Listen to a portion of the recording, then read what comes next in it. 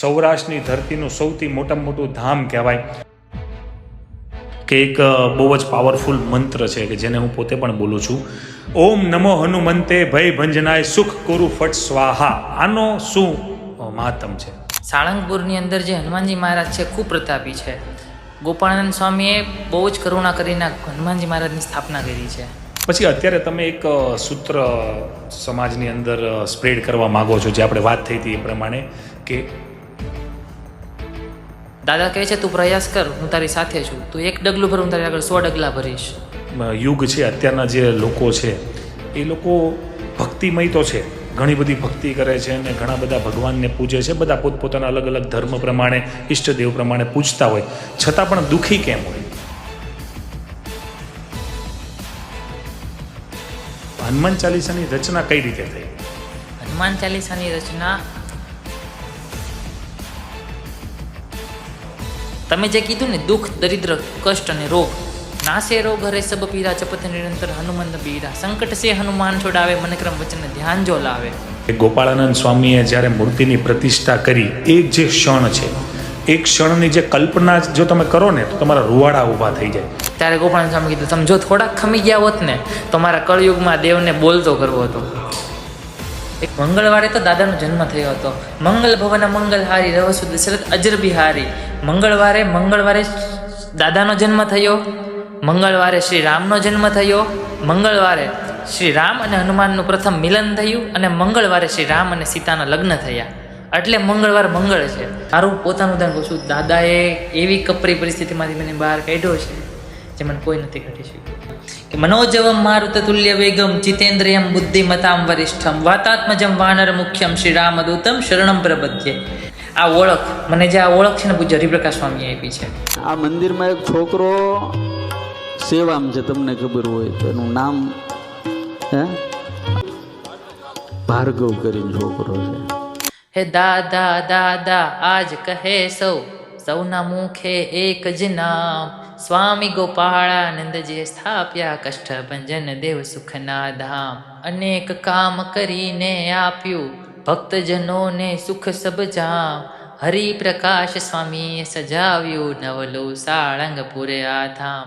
આજે આપણા સ્ટુડિયોની અંદર એક એવા વ્યક્તિત્વ આવ્યા છે કે લગભગ જીવનમાં પહેલી વાર તમે એક આવું પોડકાસ્ટ સાંભળતા હશો, જે સૌરાષ્ટ્રની ધરતીનું સૌથી મોટામાં મોટું ધામ છે અને આખા વર્લ્ડમાં પ્રખ્યાત છે, કે જ્યાં આખા જગતમાં, દુનિયામાં તમને ગમે એટલું દુઃખ હોય, એકવાર તમે ગેટની અંદર પ્રવેશ કરી જાઓ એટલે બધું જ દુઃખ દૂર થઈ જાય અને લગભગ કોઈ વ્યક્તિ વંચિત નહીં હોય આ ધામથી જવામાં. એ ધામનું નામ છે સાળંગપુર ધામ. આજે પહેલી વાર હનુમાનજી મહારાજને, જેને બાપનો બાપ દાદા કહેવાય, એનું આપણે ભાર્ગવભાઈ વેકરિયા જે પોડકાસ્ટની અંદર અહીંયા છે ઉપસ્થિત, એની પાસેથી જાણીશું, કારણ કે ઘણા વર્ષોથી એ દાદાની સેવા કરે છે અને આટલા નજીકથી પહેલી વાર આપણે જાણીશું કે હનુમાનજી મહારાજમાં, સાળંગપુર ધામમાં, અને આ ધામની અંદર શું શક્તિઓ છે અને કેટલુંક હનુમાનજી મહારાજ કામ કરે છે. કરોડો એવા દાખલા છે કે એકવાર તમે ત્યાં જાઓ અને જઈને એક તમારું આહુડું પડે એટલે તમારા દુઃખ દૂર થઈ જાય. સાક્ષાત્કાર જેને કહેવાય હનુમાનજી મહારાજને, એ ત્યાં છે. અને હું પોતે ભાગ્યશાળી છું કે ભાર્ગવભાઈની સાથે પોડકાસ્ટ કરવાનો મને મોકો મળ્યો. તો આજે નજીકથી આપણે સાળંગપુર ધામને, હનુમાનજી મહારાજને, સ્વામિનારાયણ સંપ્રદાયને આટલા નજીકથી જાણીશું ભાર્ગવભાઈ થ્રુ. અને જેમની ઉંમર બહુ જ નાની છે, આ ઉંમરની અંદર આજના યુગ, જેને ઝેન ઝી કહેવાય, એ લોકો ખબર નહીં કઈ જગ્યાઓ પર હોય છે, પણ એમની પાસે બહુ સારું નોલેજ છે. જ્યારે મેં એમની સાથે પહેલી વાર વાત કરી ત્યારે ખબર પડી કે સાળંગપુર ધામની અંદર હનુમાનજી મહારાજમાં આટલી બધી શક્તિઓ છે અને સૌરાષ્ટ્રની ધરતીનું સૌથી મોટામાં મોટું ધામ કહેવાય અને ખુદ સાક્ષાત્કાર હનુમાનજી મહારાજ છે. તો ભાર્ગવભાઈ, કેવું લાગે છે? જય સ્વામિનારાયણ. જય સ્વામિનારાયણ, જય સ્વામિનારાયણ, જય સ્વામિનારાયણ. સાળંગપુર ધામમાં હનુમાનજી મહારાજની આટલા બધા વર્ષોથી તમે ભક્તિ કરો છો, સેવા કરો છો, શું લાગે છે તમારી નજરે હનુમાનજી મહારાજ કેવા દેખાય? હનુમાનજી મહારાજને તો બલ અને બુદ્ધિનું પ્રતીક માનવામાં આવે છે. કે જ્યારે શ્રી રામને વનવાસ થયો ત્યારે એને નિશ્ચિત હતું કે શ્રી રામ ભગવાનને વનવાસ આવવાનો જ હતો, પણ હનુમાનજીની મદદે આવ્યા. એવી જ રીતે સાળંગપુરની અંદર જે હનુમાનજી મહારાજ છે ખૂબ પ્રતાપી છે. ગોપાળાનંદ સ્વામીએ બહુ જ કરુણા કરીને હનુમાનજી મહારાજની સ્થાપના કરી છે. ઓકે. તો હનુમાનજી મહારાજને મેં એવું સાંભળ્યું છે, એવા કરોડો દાખલા આપણે સૌરાષ્ટ્રની ભૂમિની અંદર વેકેશન હોય કે ગમે ત્યારે બધા હોય, અને સૌરાષ્ટ્રની તો વાત દૂર છે, ઓલ ઓવર વર્લ્ડની અંદર આ ધામને કોઈ નહીં ઓળખતો હોય એવું તો બનતું જ નથી, બરાબર? તો તમને આ રસ ક્યાંથી જાગ્યો? કારણ કે આ ઉંમરનું જેટલા પણ જનરેશન તમે જોવો છો ને, તો એ અલગ અલગ વ્યસનોમાં ભટકી ગયા હોય કે અલગ અલગ મોબાઈલની અંદર ટાઈમ પાસો કરતા હોય. તો હનુમાનજી મહારાજના આટલા સમીપ આવવાનો તમને રસ ક્યાંથી જાગ્યો? 2021ની અંદર પરમ પૂજ્ય શાસ્ત્રી શ્રી હરિપ્રકાશદાસજીની સુરતમાં કથા હતી, શ્રી હનુમાન ચાલીસા યુવા કથા. યુવા કથા એટલે કે આરસની એક પાંથી કે જે યુવાનોને બદલે છે. સ્વામીજી ખૂબ એવા સારા કાર્ય કરે, જેની કથાથી અત્યારનું યુવાધન એક ભક્તિના માર્ગ તરફ વળ્યું છે. ત્યારે સેવા કરવાની ઈચ્છા હતી દાદાની, એટલો બધો જ લગાવ હતો નહીં દાદામાં. તો ત્યાં ફોર્મ ભર્યું, દાદાની સેવા મળી.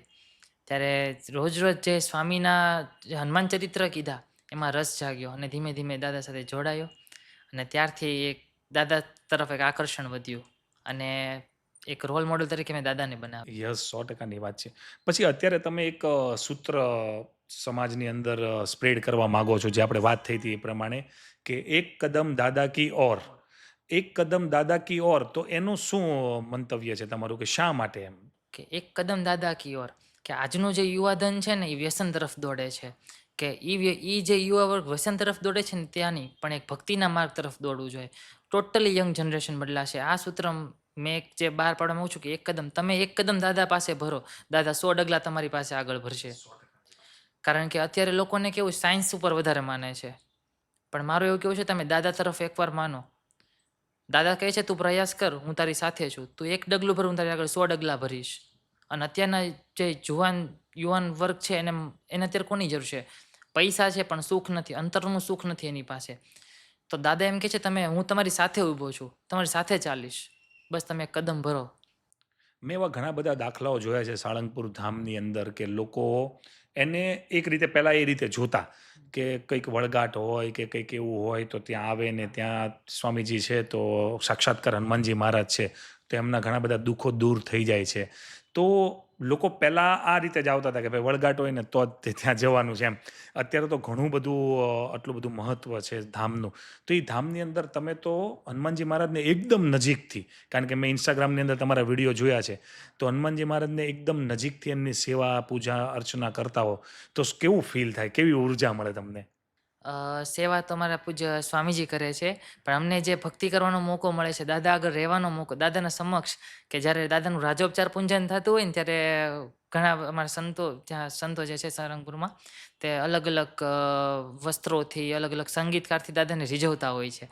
અને જ્યાં રીઝવતા હોય છે ને, જ્યારે દાદાની આગળ જે ભજન કરવાનું જે આનંદ આવે છે ને, એ તો કંઈક અલગ જ છે. જે અત્યારે કોન્સર્ટમાં જે જઈને મળે છે ને, એની કરતાં 100 ગણું તમને વધારે ત્યાં મજા આવશે. અને અત્યારનો જે યુગ છે, અત્યારના જે લોકો છે, એ લોકો ભક્તિમય તો છે, ઘણી બધી ભક્તિ કરે છે અને ઘણા બધા ભગવાનને પૂજે છે, બધા પોતપોતાના અલગ અલગ ધર્મ પ્રમાણે, ઈષ્ટદેવ પ્રમાણે પૂજતા હોય, છતાં પણ દુઃખી કેમ હોય? દુઃખનું માત્ર કારણ છે એના કર્મો. કારણ કે આપણે કર્મને આધીન જીવીએ છીએ. તમે જે કર્મ કરશો ને તમારે અહીંયા જ ભોગવવું પડશે, 100% છે. અને આપણું જીવન કર્મને આધારિત છે, કે જે તમે અહીંયા કરશો એ તમારે અહીંયા ભોગવવું પડશે. 5 વર્ષે ને 10 વર્ષે તમારે અહીંયા ભોગવવું જ પડશે. જેટલું મોડું એટલું વ્યાજ સાથે ભોગવવું પડે. વ્યાજ સાથે ભોગવવું પડશે. તમને એમ થતું હોય કે રેલવે સ્ટેશને ઘણા બધા બિચારા દુઃખી થતા હોય, આપણે સેવા કરવાનું મને છે, આપણે સેવાય કરીએ છીએ, પણ એને જે પાછલા જન્મમાં જે કર્મ કર્યા છે ને એ એનું ભોગવે છે. એવું નથી હોતું, બસ એક લિમિટ હોય છે, 5 વર્ષ 10 વર્ષ આવતા જન્મે. કારણ કે ભગવાન બધાનું જોવે છે, કે તમે ખાલી તમારી ઘરે ઇન્કમ ટેક્સવાળા આવ્યા હોય તો આપણે 1 વર્ષનો જ આખો જે હિસાબ આપવાનો તો આપણે ભેં પડી જતી હોય, તો ઈશ્વરને તો આખી જિંદગીનો હિસાબ દેવાનો છે. તો 100% કર્મને આધીન જીવીએ છીએ તો દુઃખી તો થવાના જ છીએ. એટલે કર્મો સારા કરવા જોઈએ. સારા કર્મો કરશો એટલે તમે સારું ભોગવશો, તમે નહીં તો તમારા દીકરા સારું ભોગવશે.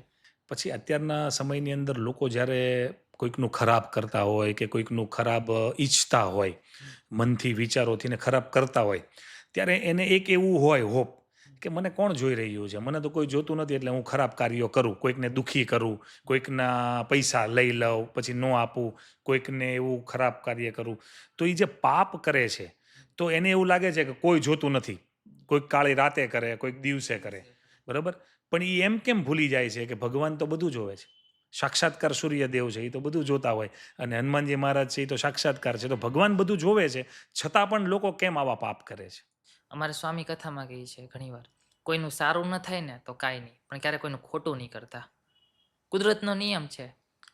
ભગવાનની અદાલતમાં છે ને ત્યાં કોઈ વકીલ નહીં આવે, ત્યાં તમારા જે કર્મો હશે ને એ જ તમારે જે સાથ આપશે તમારો.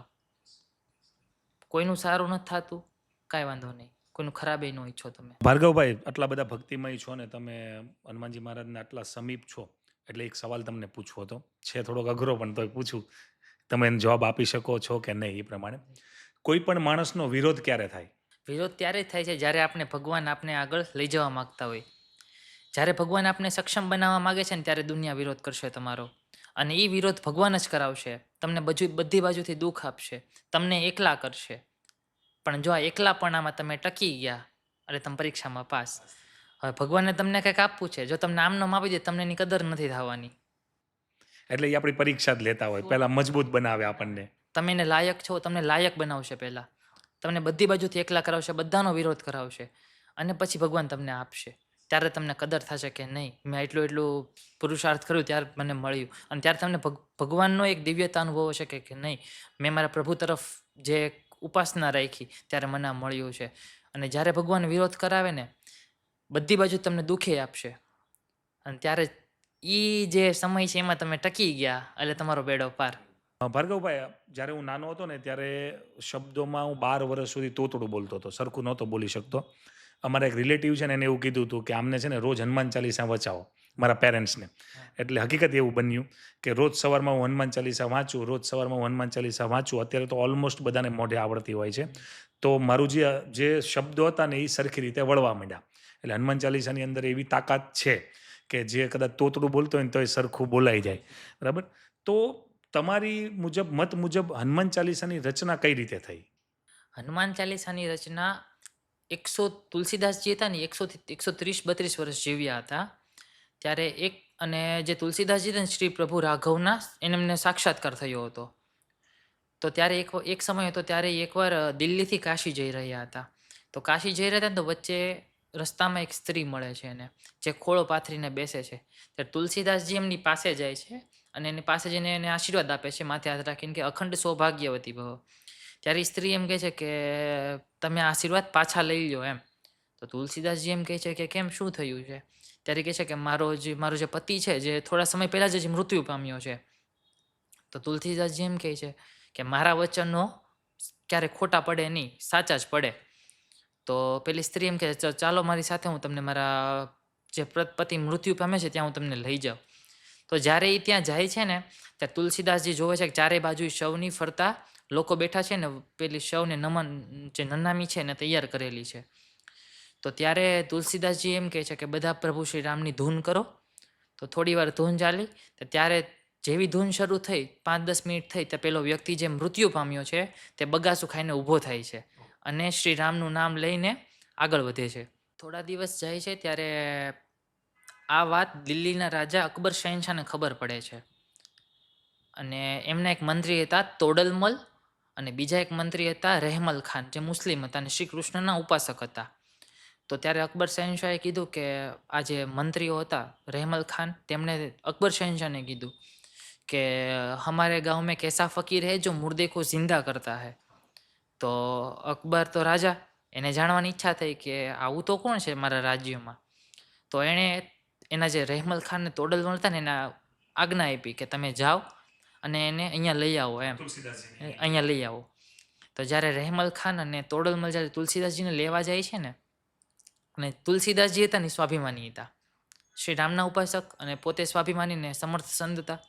તો ત્યારે જેની પાસે જાય છે ને ત્યાં તુલસીદાસજીને એમ કહે છે કે ચાલો આપકો અકબર શહેનશાહ ને दरबार में बुलाया है.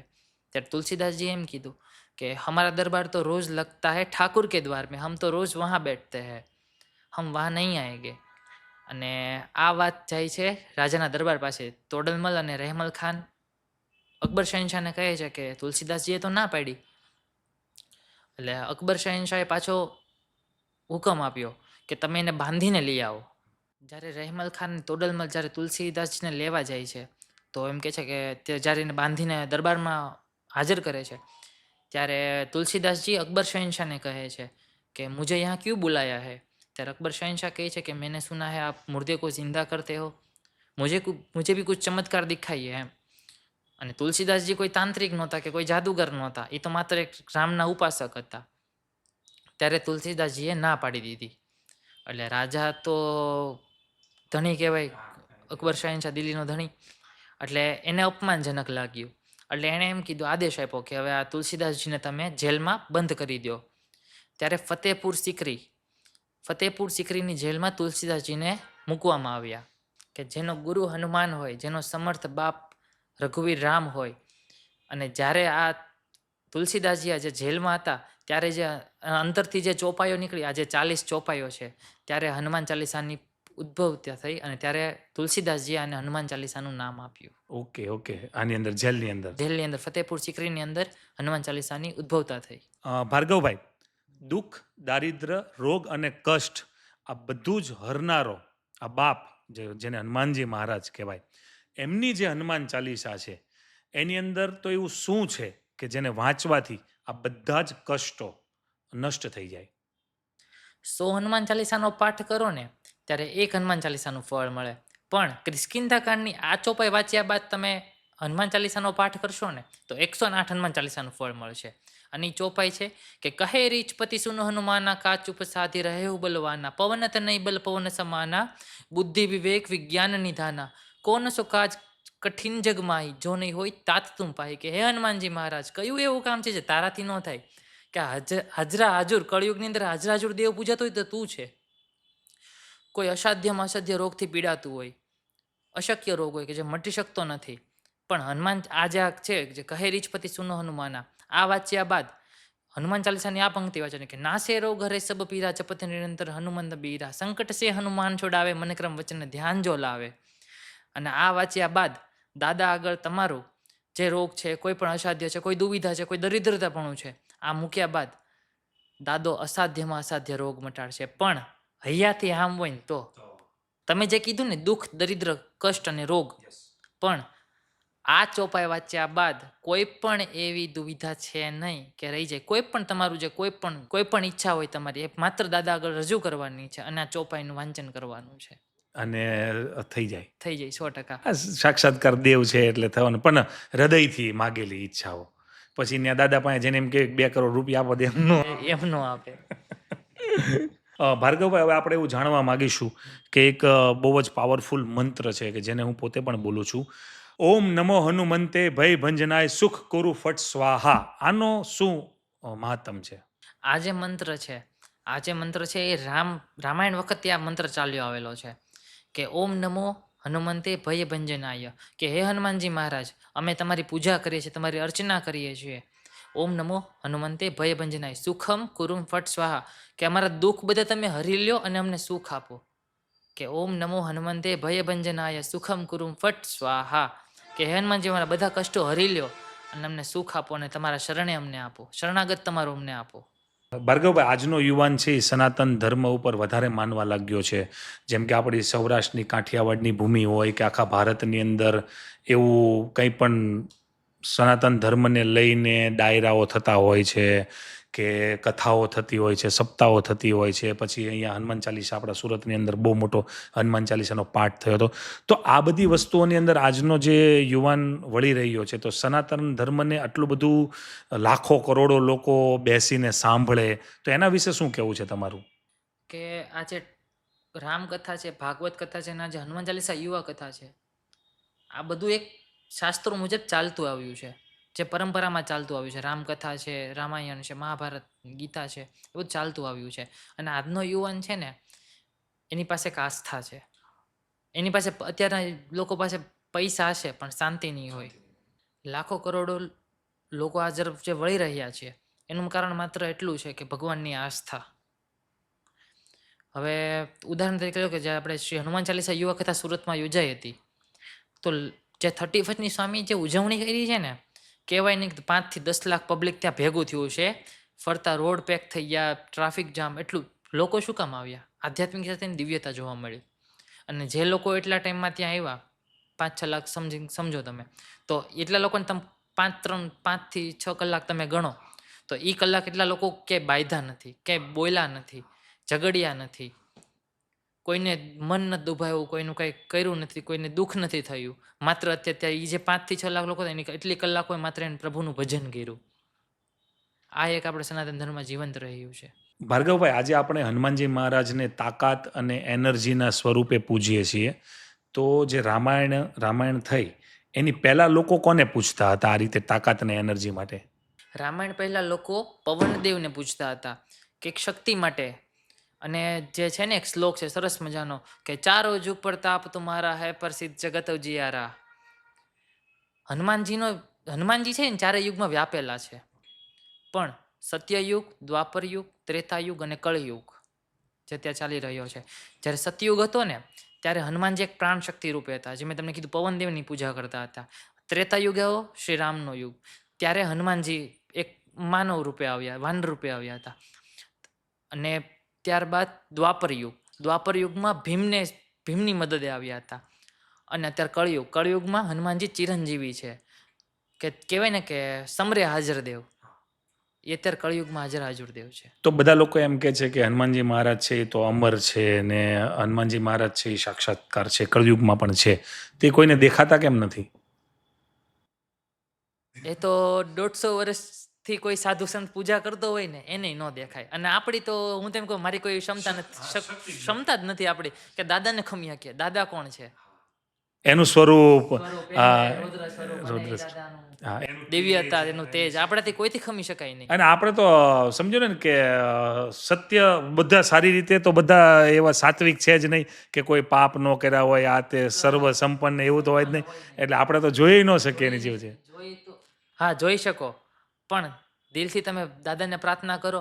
અમારા સ્વામી એક વાર છે ને કથામાં કહે છે કે આ દાદા છે ને સાળંગપુર હામું તમે બોલો ને, હા તો ક્યારેક એકવાર તમારે બોલશે ખરા, પણ જે ભાવ છે, દાદા એમ નથી કહેતા કે તમે મને અહીંયા આવો, મને શ્રીફળ ચડાવો, મને પ્રસાદ ધરાવો, ધજા ચડાવો, એવું નથી કહેતા.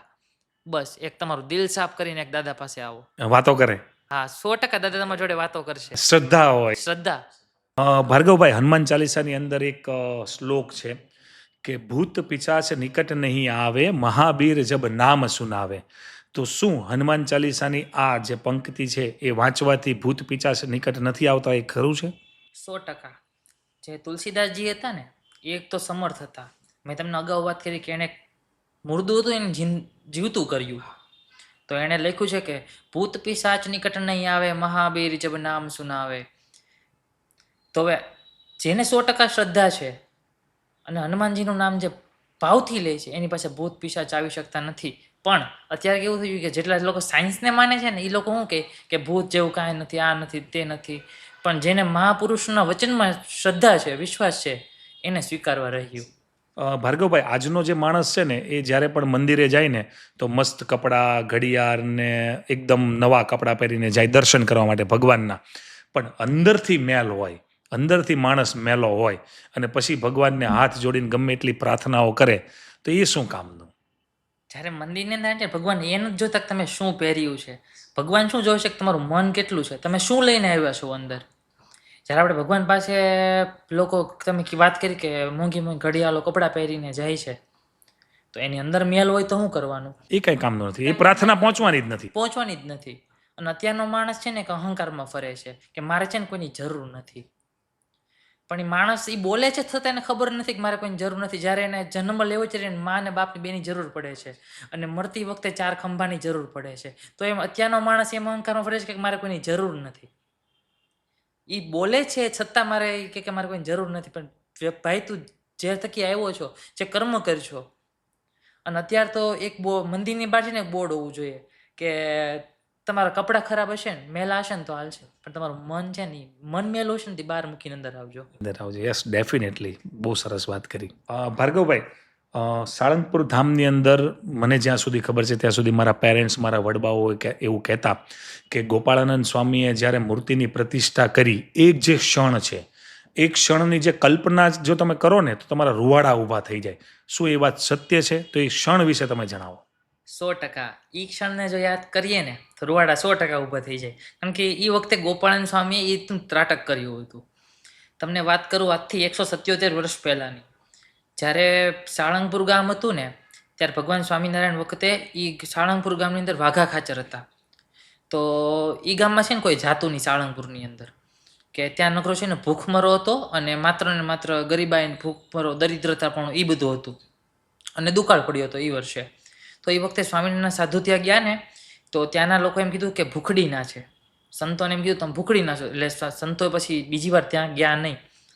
પણ થોડોક ટાઈમ થયો ને એટલે ગોપાળાનંદ સ્વામી, ભગવાન સ્વામિનારાયણના સમર્થ સાધુ, નેક્સ્ટ સ્વામિનારાયણ ભગવાન કહેવાય ને તો ગોપાળાનંદ સ્વામીને કહી શકીએ.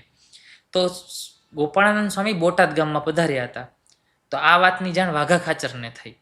એટલે વાઘા ખાચર તો ગોપાળાનંદ સ્વામી પાસે ગયા બોટાદમાં કે ગોપાળાનંદ સ્વામી, અમારા ગામમાં બહુ દુકાળ છે, સંતો આવતા નથી, સંતોને આવું મેણું માર્યું હતું, સંતોએ ભૂખડી ના છે, એટલે ગામમાં કોઈ સંતોએ આવતું નથી, હવે શું કરવું ગોપાળાનંદ સ્વામી, કંઈક પધરાવી દો મારા ગામમાં એમ.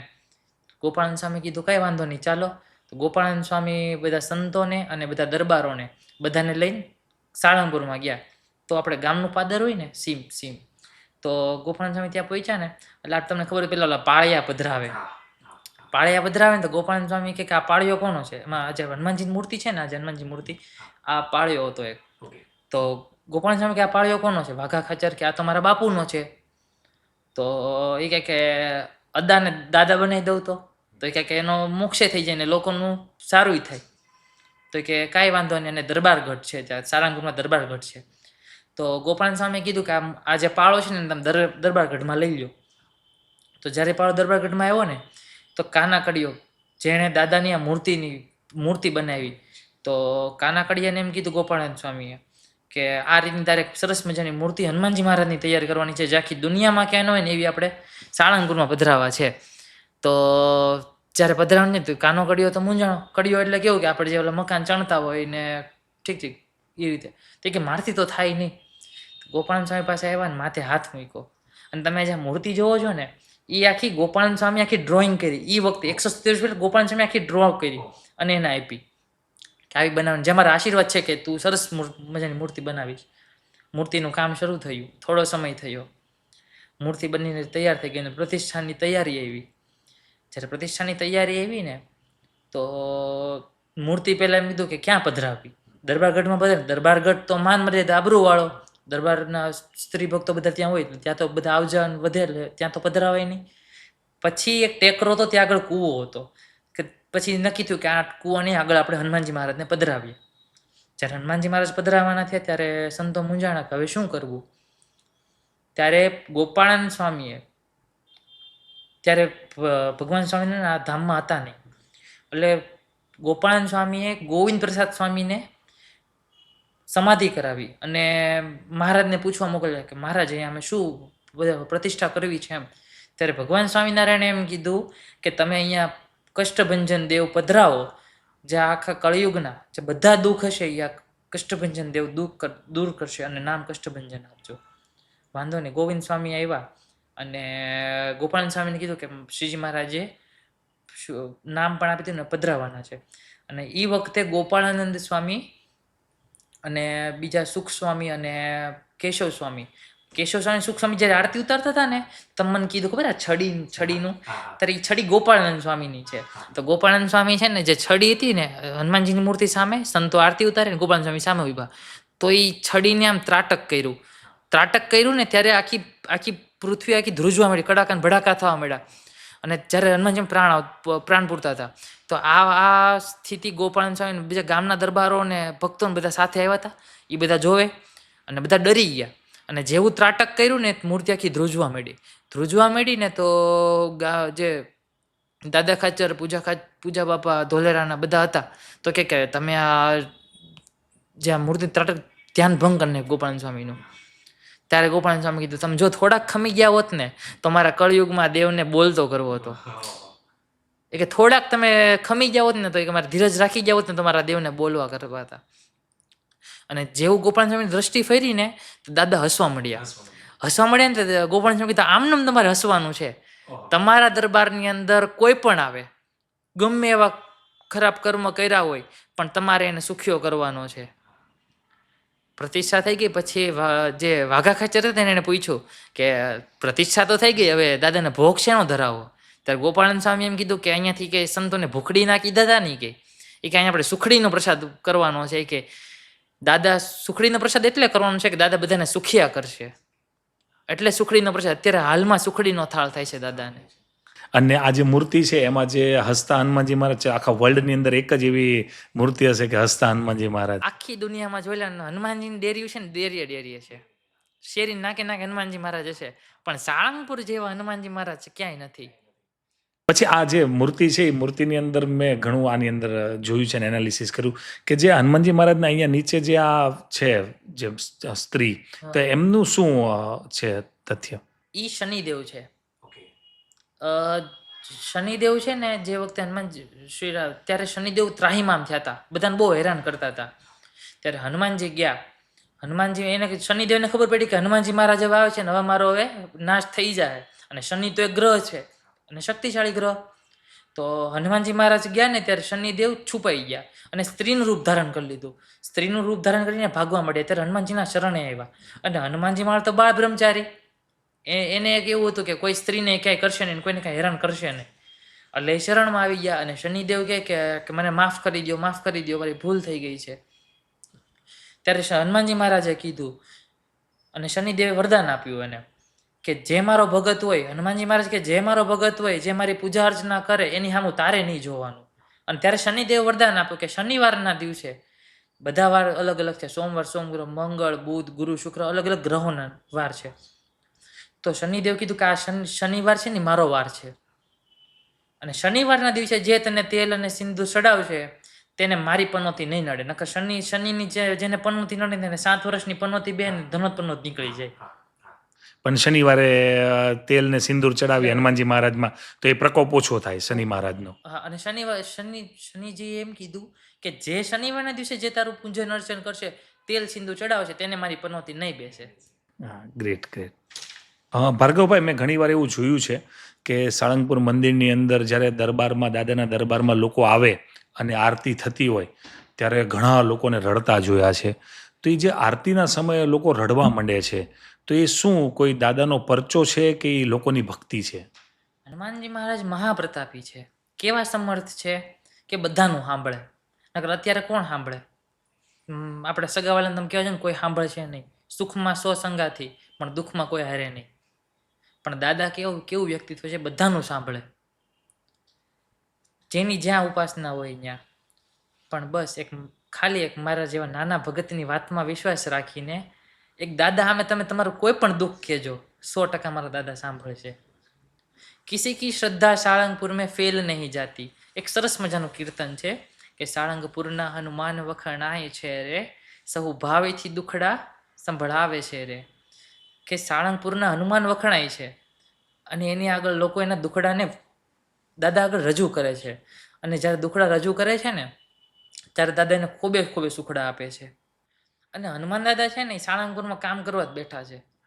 ગોપાલ સ્વામીએ પધરાવ્યા ત્યારે કીધું હતું કે જેમ આમને હસો છો ને, બધાના દુખડા તમારે દૂર કરવાના છે, પણ તમે આવો તો થાય. તમે એમ કહો કે દાદા મારું આમ કરતે, દાદા કઈ પૈસા તો છે નહીં, તમે ખેરવો તો પડી જાય, પણ તમે જાઓ તો કામ થાય. કે ભાર્ગવભાઈ, સાળંગપુર મંદિરની અંદર મેં એવું સાંભળ્યું છે કે આમ તો ત્યાં ઘણી બધી ભીડ હોય છે કારણ કે એક ધામ છે એટલે, પણ મંગળવાર અને શનિવારના દિવસે વધારે લોકો માને છે. તો એનું મહત્વ શું છે કે મંગળવાર ને શનિવારે વધારે લોકો ત્યાં આવે? વાત કરું તમને હું મંગળવારની.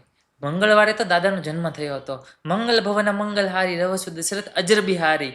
મંગળવારે દાદાનો જન્મ થયો, મંગળવારે શ્રી રામનો જન્મ થયો, મંગળવારે શ્રી રામ અને હનુમાનનું પ્રથમ મિલન થયું, અને મંગળવારે શ્રી રામ અને સીતાના લગ્ન થયા. એટલે મંગળવાર મંગળ છે, અને મંગળવારે એટલે દાદાની ત્યાં ભક્તોની ભીડ થાય છે અને મેળાવટો ઉમજે છે. અને હવે વાત કરું તમને શનિવારની. મેં તમને આગળ વાત કરી શનિદેવ વાળી, કે શનિદેવ છે ને એ બધા પર ત્રાહિમામ થયા ને ત્યારે હનુમાનજીએ એને વાળ પકડીને નીચે બેસાડ્યા છે. જે તમને કીધું, મને પૂછ્યું કે મૂર્તિની નીચે જે સ્ત્રી છે એ કોણ છે? એ શનિજી છે. અને શનિજી જે હનુમાનજીને વરદાન આપ્યું કે જે શનિવારના દિવસે તેલ અને સિંદૂર ચડાવી તારું પૂજા કરશે તેને હું ક્યારેય નહીં નડો ને એની પનોતી એને નહીં બેસે. સ્વામી ઘણીવાર છે ને ચાલુ કથામાં ઘણીવાર એમ કહેતા હોય છે કે નામ કષ્ટ ભંજન, માથું મૂકો ને દુઃખ દૂર થઈ જાય. ચરણની અંદર સ્ત્રી છે એ કોણ છે? ચરણની અંદર જે સ્ત્રી છે ને એ શનિ છે. આખી દુનિયાને શનિ નડે, પણ જે સાળંગપુરમાં આવે એને કષ્ટે ન નડે, શનિ ન નડે ને કોઈ ગ્રહે ન નડે. કષ્ટ શબ્દ છે ને 2 અક્ષરનો છે, માત્ર 2 અક્ષરનો છે, પણ કષ્ટને જો ભાંગવાનું કામ કરતો હોય ને તો આ કષ્ટભંજન દેવ છે. કે ભાર્ગવભાઈ, દરેક માણસના જીવનની અંદર ઘણીવાર એવા ટર્નિંગ પોઈન્ટો આવતા હોય છે, તો તમારા જીવનની અંદર કોઈ એવો ટર્નિંગ પોઈન્ટ આવ્યો છે કે જેને તમને અંદરથી આખા બદલી નાખ્યા હોય અને આધ્યાત્મિક તરફ વાળ્યા હોય, એવો કોઈ કિસ્સો? 100% આ તો મારું પર્સનલ છે, હું તમને જરૂર કહીશ.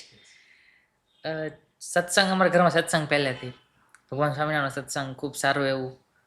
પણ જ્યારથી મારા ગુરુ પૂજ્ય નિત્ય સ્વરૂપ સ્વામી તેમજ પૂજ્ય શાસ્ત્રી હરિપ્રકાશ સ્વામી સાળંગપુર ધામ, તો જ્યારે પહેલી વાર હું સ્વામીને મળ્યો ને, મારા ગુરુને, તો અંદરથી સંતો ભેગા રહેતા હોય સહજ છે એટલે ચટકી જાગે તે ભજન કરવાની. એટલે પહેલી વાર સંતોએ જે સત્સંગ કરાવ્યો ને તેમ ઘડીક તેમ થઈ ગયું, નહીં ભાઈ સંસાર છોડીને સાધુ થઈ જવું છે. મને માની ગયું, ગુરુએ આ પાડે, પણ વાત આવી ઘરે કોઈ માને નહીં. જો દીકરો દારૂ પીતો હોય, વ્યસન કરતો હોય તો ઘરેથી બધાને પોહાય, તો પોસાય જો. હા, પણ છોકરો એમ કે મારે સાધુ થવું, તો પછી બધું બાંધવાનું શરૂ થાય. તો પછી ઘરે વાત કરી મેં કે મારે ભગવાન ભજવા જવું છે. તો ઘરેથી ચોખ્ખી ના પાડી દીધી કે ભાઈ ક્યાંય જવાનું છે નહીં. મમ્મી રોવે, બધા રોવે ને મનાવે ને ભાઈ નથી, આમ નથી કરવું, તેમ નથી કરવું, એકનો એક છો, આ તે કાંઈ વાંધો નહીં. પછી મેં ગુરુને વાત કરી, ગુરુ આ રીતનો પ્રશ્ન ઉભા થયા. ગુરુ કે કાંઈ નહીં, કે જેમ દાદા ખાચરે જેમ સેવા કરી હતી ભગવાન શ્રી સ્વામિનારાયણની, એ રીતે કે તું દાદા ખાચર બનીને સેવા કરજે. મેં કીધું વાંધો નહીં.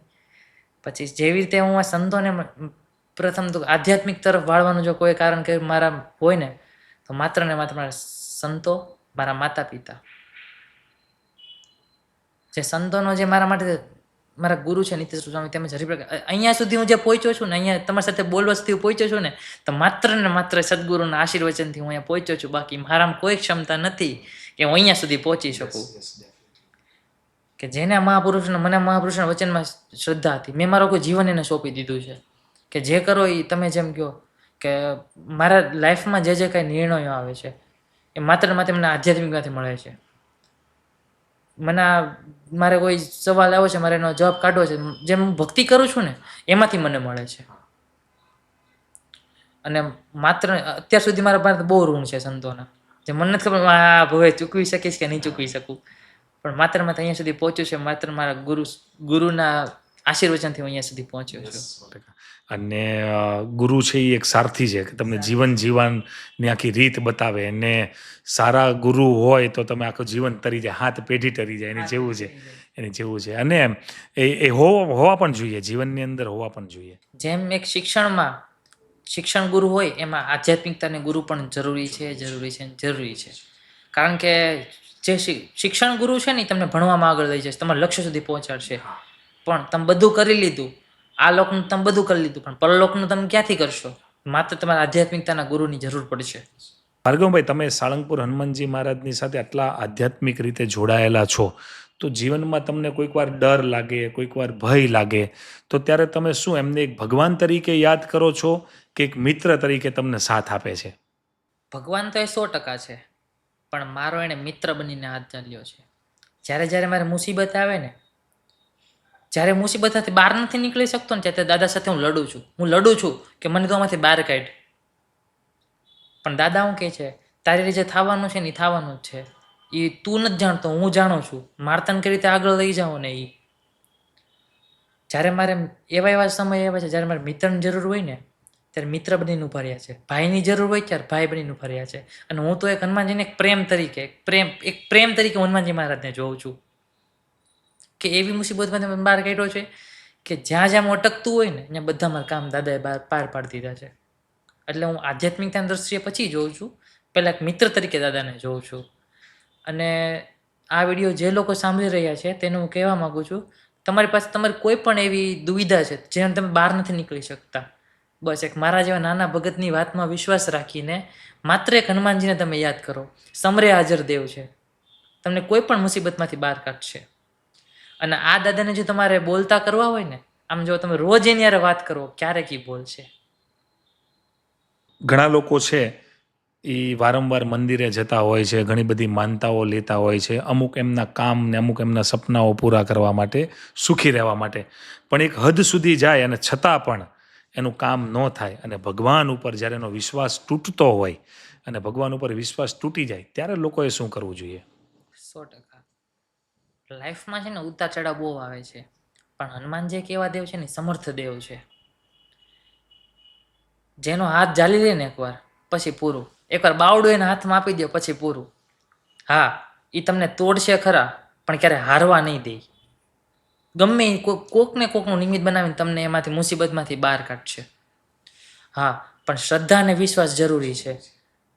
તમે એમ કહી દો કે નહીં ભાઈ ભગવાન મારું આ કામ કરી દે, આમ કરી દે, કઈને વૈયા જાઓ, એમ નહીં. એમ નહીં 5 શનિવાર હું મંદિરે આવીશ ને પછી 5 શનિવારમાં કામ થઈ જ જવું પડે એમ નહીં. હા, હવે તમને દાદા 5 શનિવારમાં કામે કરી દે છે, પણ 6ઠા શનિવાર તમે ભૂલી જાઓ શનિવાર હું, તો પછી કાંઈ તમારા ઘણીવાર એવું થતું હોય છે કે આપણે એવું હોય ને કે ભાઈ મારું આ કામ થાય ને તો આ શ્રીફળ વધેરીશ, આ કામ થાય ને તો આટલી વાર હું આ મંદિરે આવીશ, અને પછી કામ થઈ જાય ને પછી પૂરું, એ બાજુ ગાડી ન વળે.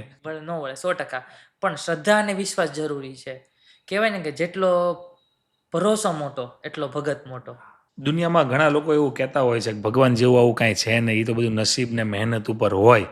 તો તમે તો એમ કહો છો કે દાદા સાક્ષાત્કાર છે ને સાંભળે છે, તમે એની હારે વાતો કરો, તમારા કામ થશે. તો આ જે તમારો વિશ્વાસ છે, અતૂટ વિશ્વાસ, એ શા માટે?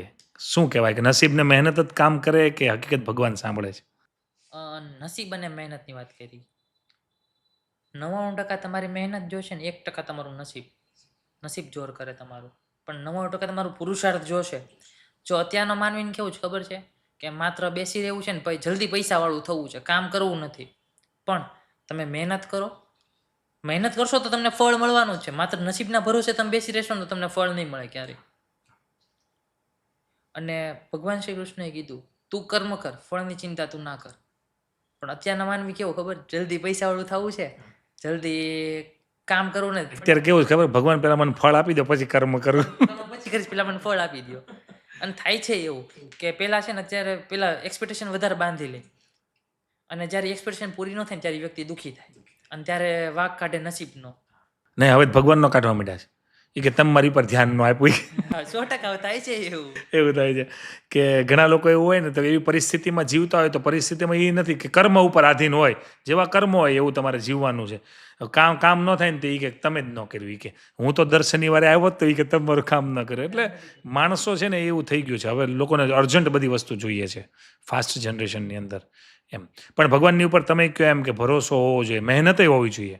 હા, મહેનત, પુરુષાર્થ તમારું, નસીબ અને પરમાત્મા, આ ત્રણનું મિલન તમે 100% સફળ થશો. પણ જેટલે તમે નસીબ ને પરમાત્મા પર વિશ્વાસ રાખશો ને એટલે તમારે મહેનત પણ જોશે. દાદા કહે છે તું મહેનત કર, તું મહેનત કરીશ તો હું તને આપીશ. આમનામ તો છે નહીં તું તે કઈ કર્યું નહીં હું તને આમનામ આપી દઉં, એમ તો શક્ય નથી. ભાર્ગવભાઈ, તમે એક સૂત્ર નક્કી કર્યું છે સાળંગપુર ધામને લઈને, હનુમાનજી મહારાજને લઈને, કે એક કદમ દાદા કી ઓર. જો આ જે સૂત્ર છે એ આખા ભારતની અંદર ફેલાય તો શું બદલાવ આવશે? યંગ જનરેશન બદલાશે, ટોટલી યંગ જનરેશન બદલાશે. આ એક સૂત્ર છે મેં બહાર પછી, એક કદમ દાદા કી ઓર. અને આમ અત્યારની જેમ યુવા પેઢી છે, જેમ શિક્ષણ જરૂરી છે ને એમ આધ્યાત્મિકતા પણ જરૂરી છે. એના માટે તમારે એક કદમ દાદા કી ઓર માંડવો પડશે અને માંડવો જ પડશે. કારણ કે એના વગર છૂટકો નથી. અત્યારે લોકો પાસે ને સુખ સમૃદ્ધિ બધું છે, પણ અંદરની સુખ શાંતિ નથી. જે વ્યક્તિને જોઈએ છે એ માત્ર આધ્યાત્મિકતા પંથ પરથી મળે છે. લોકો અત્યારે દુઃખી શું કામ થાય છે? દેખાદેખીનો જમાનો છે એટલા માટે, અને સ્પર્ધાત્મક જીવન છે. પણ લોકો નાસીપાસ થઈ જાય કેમ કે મારે આમ કરવું, પણ થતું નથી, અને એક્સપેક્ટેશન પૂરી નથી થતી. પણ હું એમ કહું છું તમે એક કદમ ખાલી દાદાની તરફ માંડો. તમે એક તરફ દાદાની માંડો ને દાદા 100 કદમ તમારી આગળ આવશે. દાદા તમને આગળ લઈ જશે. એટલે મારું એક સૂત્ર એવું છે કે મારે અત્યારની ટોટલી યંગ જનરેશનને મારે કહેવું છે. અને આ વિડીયો તમે લોકો જો સાંભળો છો તો મારે તમને માત્ર એક અપીલ છે. બસ હું એમ નથી કરતો કોઈ જે દેવની ઈષ્ટ ઉપાસના છે, પણ તમે માત્ર એકવાર હનુમાનજીને એકવાર તમે રોલ મોડેલ બનાવો, તમે એને આગળ મૂકો. ઉમેશભાઈ 100% મારું પોતાનું ઉદાહરણ કહું છું, દાદાએ એવી કપરી પરિસ્થિતિમાંથી મને બહાર કાઢ્યો છે જે મને કોઈ નથી કાઢી શક્યું. એટલે મને એક ઈચ્છા છે કે મને જે મળ્યું છે ને મારે લોકો સુધી પહોંચાડવું છે, કે તમે દાદા તરફ એક કદમ માંડો. તમે 100%ની વાત છે. જે પ્રમાણે તમે વાત કરી એ પ્રમાણે આજની જેટલી પણ યુવા પેઢી છે એની પાસે ટેકનોલોજી છે, સોશિયલ મીડિયા છે, પૈસા છે, સુખ શાંતિ સમૃદ્ધિ બધી જ વસ્તુ છે, પણ એનું કનેક્શન પરમાત્માની સાથે કંઈક ને કંઈક તૂટી રહ્યું છે. પ્લસ આજની જે યુવા પેઢી છે ને એ ડિપ્રેશનમાં બહુ જલ્દી આવી જાય છે, એ લોકોને ટેન્શન બહુ વધારે જલ્દી આવી જાય છે, એ લોકોમાં ધીરજતા નથી. કોઈ પણ વસ્તુ કરે છે ને તો એને તરત જ જોતી છે. તો એ શું લાગે છે કે પરમાત્માની તરફ એનું કનેક્શન તૂટતું જાય છે, એના કારણે આ બધું થતું હશે? 100%. હનુમાનજી મહારાજનું જીવન ચરિત્રની તમને વાત કરું, જે હનુમાન ચાલીસા છે ને, તુલસીદાસજી જે હનુમાન ચાલીસા લખીને આ બધા પ્રશ્નોનું સમાધાન, હનુમાન ચાલીસા બધા સમાધાનનો આશ્રય છે. તમને વાત કરું, જ્યારે રામાયણ થઈ ને ત્યારે હનુમાનજી પહેલી છલાંગ સીતાજી શોધવા માટે જાય છે ને ત્યારે સૌપ્રથમ સુરસા આવે છે. સુરસા આવે છે ને તો હનુમાનજીને કહે છે કે હું તને હવે આગળ નહીં જવા દઉં, હું તને ખાઈ જાઉં.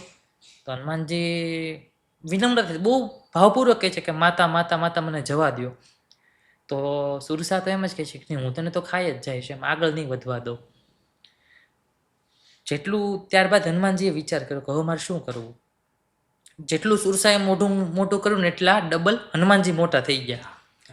હનુમાનજી મોટા થયા તો એનાથી 1 ઢસ જેટલું યોજન જેટલું મોઢું સુરસાએ ખોલ્યું. તો હનુમાનજી વિચારવા પડ્યા, જો કે હું 1000 ઢસ જેટલો મોટો થઈશ ને તો આ તો આમનામ જ હાયલા કરશે, હું મોટો થઈશ તો એ મોટી થશે. તો પછી હનુમાનજી એક યુક્તિ વિચારી, અતિ સૂક્ષ્મ થઈ ગયા. અતિ સૂક્ષ્મ થઈને સુરસાના પેટમાં આટો મારી આવ્યા ને મગજમાં આટો મારીને પાછા આવ્યા. ત્યારે સુરસાને કીધું કે માતા તમારે મને ખાવો તો તમારી ભૂખ સંતોષાઈ ગઈ? તો કે હા. ત્યારબાદ આ વાતમાંથી આપણે શીખવા મળે છે હનુમાનજી બળ અને બુદ્ધિ. જ્યારે હનુમાનજીને બળ વાપરવાનું હતું ત્યારે એ મોટા થયા, અને જ્યારે બુદ્ધિ વાપરવાની હતી ત્યારે માત્ર નાના સૂક્ષ્મ થઈ ગયા. હનુમાનજી નાના થતા આવડે છે ને મોટા થતા આવડે છે, પણ આજને બધાને કેવું છે ખબર, કોઈ નાનું નથી થવું, મોટું જ થવું છે, જલ્દી મોટું થવું છે. બળ અને બુદ્ધિનો હનુમાનજીએ ઉપયોગ કર્યો. અને જો હું એમ કહું છું કે આ ચરિત્ર જો આજનો યુવાન પોતાની સામે લાવે તો એ ક્યારેય દુઃખી નહીં થાય. અત્યારે દુઃખી થવાનું કારણ શું? ડિપ્રેશન. ડિપ્રેશનનું કામ આવે, દેખાદેખીવાળું જીવન છે, જલ્દી બધાને ફેમસ થવું છે, અને સ્પર્ધાત્મક જીવન છે કે હું જલ્દી પૈસાવાળો થઈ જાઉં. પણ પૈસો એમ નથી, પુરુષાર્થ વગર તમને પૈસો નહીં મળે. અને જો હું તેમ કહું આ ચરિત્ર અત્યારનો યુવાન જો એની સામે રાખે તો ડિપ્રેશનમાં આવવાના ચાન્સીસ બહુ ઓછા છે, બહુ નહીતર ચાન્સીસ છે. ભાર્ગવભાઈ, આજના જનરેશનને ભગવાન તરફ ભક્તિ તરફ લાવવાનો સૌથી સરળ રસ્તો શું છે? સરળ રસ્તો તો નથી, પણ આજની જનરેશનને ભગવાન સુધી લાવવા હોય ને તો ભગવાનને આજની જનરેશન સુધી આપણે લાવવા પડશે. કારણ કે તમારે છે ને ભગવાનને કોઈ પ્રાર્થના નથી કરવાની, ભગવાનને વાત કરવાની છે કે હે દાદા આજ મારું મન ભારે છે, મને કંઈ સમજાતું નથી, મારે આ એટલું બન્યું. તો ભગવાન જેટલી આજનો યુવા જનરેશન છે ને એને ધાર્મિકતાની સાથે દિવ્યતા જેટલી આપશો ને એટલી તમારે ભવ્યતા આપવી પડશે, તો લોકો 100% જોડાવાના છે. અને આપણું મેઇન ઉદ્દેશ્ય છે કે આજની જે ઝેનજી જનરેશન છે ને એને ભગવાન સુધી પહોંચાડવાનું છે. પહેલાં કેવું હતું કે નિવૃત્ત થાશું ને પછી ભગવાન ભજશું, પણ હવે એવું નથી. અત્યારથી જ તમારે ભગવાન ભજવા પડશે, કારણ કે કાંઈ નક્કી નથી કાલ સવારે શું થઈ જાય. અને એટલે જ જેવી આપણે ધાર્મિકતાની સાથે દિવ્યતા આપીએ છીએ કે કથા વાર્તા છે, ભજન ભક્તિ છે, એ એક દિવ્યતા છે. હવે ભવ્યતા એને આપી છે તો તમે સાળંગપુર મંદિર જ લઈ લો. અત્યારે સાળંગપુરમાં ગુજરાત લેવલે હોળી ફેસ્ટિવલ ઉજવવામાં આવે છે. તો આજનું યુવાજન છે ને એ જોડાય છે આ ભવ્યતામાં, દિવ્યતામાં. પછી વડતાલનું લઈએ તો વડતાલ પણ સરસ મજાના શરદોત્સવ છે, જન્માષ્ટમી એવી ભવ્ય રીતે ઉજવવામાં આવે છે ને કે યુવાધન જોડાય છે. અને ગત વર્ષની વાત કરું, આપણે સુરતમાં 31 હનુમાન જન્મોત્સવ ઉજવવામાં આવ્યો હતો. તો સુરતમાં જેટલી જ્યાં કોન્સર્ટ પાર્ટી હતા ત્યાં જેટલું પબ્લિક નહીં હોય ને એટલું અહીંયા હનુમાન ચાલીસા યુવા કથામાં જોડાય, એનાથી વધારે હશે, એનાથી વધારે હશે તોય ન કહી શકે. એટલે આજની જનરેશનને આવું બધું જોઈએ છે તો પણ એ ભગવાન સાથે જોડાઈ શકશે. એટલે ભગવાનને આજની જનરેશન સુધી આપણે લાવવાનું છે, ટોટલી જનરેશન ભગવાન તરફ વળશે. ભાર્ગવભાઈ, તમે હનુમાનજી મહારાજના આટલા મોટા ભક્ત છો, અને હનુમાનજી મહારાજ પોતે એક શક્તિનું પ્રતીક છે. કોઈ વ્યક્તિ તમારી પાસે આવે જે પોતે હારી ગયો હોય, જેને કોઈ રસ્તો દેખાતો ન હોય, તો તમે એને કયો એવો માર્ગ બતાવશો કે એને પોતે પાછી લડવાની શક્તિ મળે? જેણે પ્રશ્ન પૂછ્યો કે નિર્બળ થઈ ગયેલો યુવાન જો મારી પાસે આવશે તો હું તમને બધાને એક સરસ મજાની પંક્તિ દ્વારા રજૂ કરવા માંગુ છું કે વાગે છે એટલે કે તને દર્દનો અનુભવ થાય. શું કામ વાગે છે? તમારી જિંદગીનો એન્ડ નથી. તમે નાપાસ શું કામ થાવ છો કે તમે બીજી વાર બેસ્ટ રીતે પાસ થઈ શકો. એટલે કવિતામાં લખવું પડ્યું કે વાગે છે એટલે કે તને દર્દનો અનુભવ થાય. મૂર્તિકાર મૂર્ખ નથી કે તને વાક વગરનો ટોચ્યા કરે છે. કે તારા જનુની રફતારી હવા જ્યારે તને લાગશે, કે જ્યારે તારા જનુની રફતારી હવા જ્યારે તને લાગશે, જનુની રફતારી એટલે જ્યારે તારા લક્ષ્યને મેળવવા માટે જ્યારે તું મથીશ ત્યારે તું તારા અસ્તિત્વને પામી શકીશ. એટલે તું મથ, તું દિલથી જીતી લઈશ. એટલે કહેવામાં આવ્યું છે કે તમે જે કાર્ય કરો છો એને તમે મથો, એની પાછળ પડો, 100% તમે જીતશો. ભાર્ગવભાઈ, ભગવાનની વગર જીવન ખાલી કેમ લાગે છે? સરસ મજાનો પ્રશ્ન પૂછે કે ભગવાન વગર જીવન કેમ ખાલી લાગે છે? કારણ કે આપણે ભગવાન થકી તો જીવી રહ્યા છીએ, ભગવાન થકી જીવીએ છીએ આપણે. કારણ કે જેની પાસે પૈસા છે તેની પાસે શરીરનું સુખ નથી, જેની પાસે શરીરનું સુખ છે તેની પાસે સંતાનનું સુખ નથી, જેની પાસે સંતાનનું સુખ છે તેમાં સંસ્કારોનું સુખ નથી, અને જેની પાસે આ બધું છે એની પાસે કાંઈક ને કંઈક પ્રોબ્લેમો છે જ. અને આ પ્રોબ્લેમમાં કોની જરૂર પડશે? માત્ર ભગવાનની જરૂર પડશે. એટલે કહે છે કે ભગવાન વગર જીવન ખાલી લાગે છે. આપણે ગમે એટલો પૈસો હોય પણ સુખી જ નહીં હોય તો શું કામનું? એટલે ભગવાન વગર આપણે જીવી રહીએ છીએ, આપણે કાંઈ પણ દુઃખ હોય તો આપણે ભગવાનને શેર કરીએ છીએ. એટલે કહેવાય છે કે ભગવાન વગર જીવન ખાલી લાગે છે. આજે સોશિયલ મીડિયાની અંદર ઘણો બધો ટ્રેન્ડ અને ફેશન વધી રહી છે કે લોકો અલગ અલગ પ્રકારની માળાઓ પહેરતા હોય છે, તિલક કરતા હોય છે. તો શું એ ખાલી એક દેખાવ છે કે પછી શ્રદ્ધા છે? તમને શું લાગે છે? તમે વાત કરી કે સોશિયલ મીડિયાનો ટ્રેન્ડ. સોશિયલ મીડિયા ખરાબ નથી, પણ ત્યાં બતાવવાની રીત અલગ અલગ છે. કેટલાક માટે ભક્તિ છે ને લાઇક, વ્યૂ અને વેલિડેશન હોય છે, જ્યારે કેટલાક માટે ભક્તિ પોતાની આધ્યાત્મિકતાની લાગણી દર્શાવવા માટેની હોય છે. બંને સેમ જ, પણ માત્ર બંનેના ભાવ અલગ અલગ છે. પણ આ ભાવમાંથી તમે શું શીખો છો એ ભક્તિ સર્વશ્રેષ્ઠ માનવામાં આવે છે. ભાર્ગવભાઈ, સાળંગપુર હનુમાનજી મહારાજ પાસે કંઈ માગ્યું હોય અને એ તરત તમને મળી ગયો, એવું કંઈ બન્યું છે? તરત મેં માગ્યું ને એવું મને નથી મળ્યું ક્યારેય. એક સરસ મજાના શ્લોકથી તમને વર્ણાવું કે મનોજવમ મારુત તુલ્ય વેગમ જીતેન્દ્રિયમ બુદ્ધિમતામ વરિષ્ઠમ વાતાત્મજમ વાનર મુખ્યમ શ્રી રામદૂતમ શરણમ પ્રબધ્યે. એક કથામાં સરસ મજાની લાવે છે બલ બુદ્ધિ અને ચાતુરી. કે બલ બુદ્ધિ અને ચાતુરી સમજણ ને સજ્ઞાન, કે બલ બુદ્ધિ અને ચાતુરી સમજણ ને સજ્ઞાન એવો સમર્થ સાળંગપુરનો નાથ હાજરા હાજુર છે હનુમાન. કે ચરણે શીશ ન માવું દોડવું નહીં ક્યાંય દૂર, કે ચરણે શીશ ન માવું દોડવું નહીં ક્યાંય દૂર, ધામ ધુરંધર ટુકડું તમે પહોંચો સાળંગપુર, તમે પહોંચો સાળંગપુર. કે મોંઘા ભલે હોય રતન પણ ખવાય નહીં ખાય હવ બાજરો ને ઘઉં, કે મોટા મિલના માલિક હોય તોય તાકા પહેરે નહીં, પહેરે છે હવા ગજ હવ, પ્રભુ તું આપ એટલું લઉં તને કઈ ઓછું વધુ નહીં કહું. દાદા પાસે ઘણું માગ્યું, માગવાનું કાંઈ નહીં, જે દાદા આપે બસ સંતોષ છે, બસ એટલી એક્સપેક્ટેશન. કારણ કે અત્યારે વધારે એક્સપેક્ટેશન બેસીએ ને તોય દુઃખી થાય. એની કરતાં આપણા ભાગ્યમાં જે હોય એ મળી જ જવાનું છે. હા, તું જેટલું દે એટલું બસ મને ખુશી છે.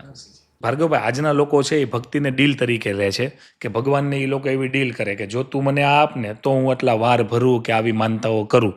વ્યક્તિઓ મુસીબતના સમયે ભગવાનને યાદ કરે છે, જ્યારે ભગવાન એમને બધી જ રીતે પરિપૂર્ણ બધું આપી દે ને પછી ભૂલી જાય છે. તો આનું કારણ શું?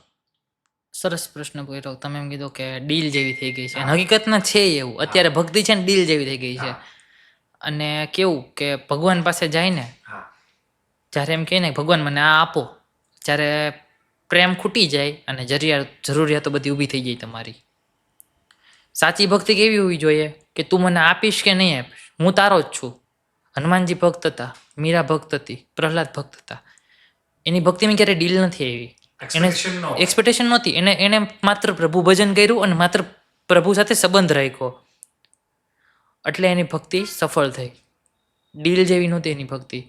હવે અત્યારે કેવું થયું, ભગવાન કે ગૂગલ નથી કે તમે પ્રોબ્લેમ આવે ને ત્યારે સર્ચ કરવા જાઓ. ગામડામાં કેવું હોય કે નેટવર્ક ન આવતું હોય, ટાવર ન હોય એટલે ફોનમાં નેટવર્ક તો આવે નહીં. એવી રીતે ભગવાન છે ને નેટવર્ક છે. તમે જેટલા એની પાસે જાઓ, નજીક રહો ને એટલે તમે કનેક્ટ વધારે થાઓ, જેટલા દૂર થશો એટલું તમારું સિગ્નલ કટ થશે. ભક્તિ શું દુઃખ દૂર કરે છે કે દુઃખ સહન કરવાની તાકાત આપે છે? ભક્તિ દુઃખ પણ દૂર કરે છે અને દુઃખ દૂર કરવાની શક્તિ પણ આપે છે. ખુદ ભગવાનની દુઃખ આવ્યું છે અને ભગવાનની ભક્તિ કરીને એ ભગતની દુઃખ આવ્યું છે. પ્રભુ શ્રી રામ હતા એને વનવાસ ભોગવવો પડ્યો હતો. મીરાને ઝેર આપ્યું હતું અને પ્રહલાદ હતા એને હોળાષ્ટકમાં બેસવું પડ્યું હતું. હવે ભગવાન એમ કહે છે જે તારે જે થવાનું છે ને એ થવાનું જ છે, હું રોકી નહીં શકું, પણ તેની મદદે જરૂર આવીશ. ઉદાહરણ આપું, બે સમાન લોકો છે, બે સમાન દુઃખમાંથી પસાર થાય છે. એક એમ કહે છે કે હું બરબાદ થઈ ગયો અને બીજો એમ કહે છે કે હું આમાંથી કંઈક શીખીશ. આજે બીજો એમ બોલે ને હું આમાંથી કંઈક શીખીશ, એ તમારી ભક્તિ છે ને એ તમને આ આપશે, આત્મવિશ્વાસ પણ આપશે અને સહનશક્તિ પણ આપશે. માત્ર ને માત્ર ભક્તિ એવું નથી કે ભક્તિ કરવી એટલે એવું નહીં કે તમે હાવ ઘર સંસાર છોડીને ભક્તિ, તમે ગ્રહસ્થ રીતે પણ ભજન કરી શકો છો. જે રીતે મીરાએ કર્યું, જે રીતે પ્રહલાદે કર્યું, એ તમે પણ ભજન ભક્તિ કરી શકો છો.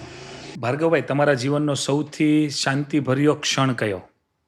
મારા જીવનનો સૌથી શાંતિભર્યો ક્ષણ કહું તો સવારથી જ્યારે મારા ઈષ્ટદેવ ભગવાન શ્રી સ્વામિનારાયણ એની જે નીતિ નિયમ મુજબ જે પૂજા કરવાની હોય છે, પૂજા કર્યા બાદ સદગુરુ વર્ય શ્રી ગોપાળાનંદ સ્વામી અને તેમજ કષ્ટભંજન દેવ અને હરિકૃષ્ણ મહારાજની ઉપાસ્ય સ્વરૂપ રૂપે હું જે બીજ મંત્રના પાઠ મારુતિ સ્ત્રોતમ કરું છું, જે દિવસ તે મારો શાંતિભર્યો ક્ષણ રહ્યો કહેવાય. પણ બીજો એક ક્ષણ જો કહી શકું ને તો મેં તમને વાત કરી હનુમાન ચાલીસા યુવા કથા.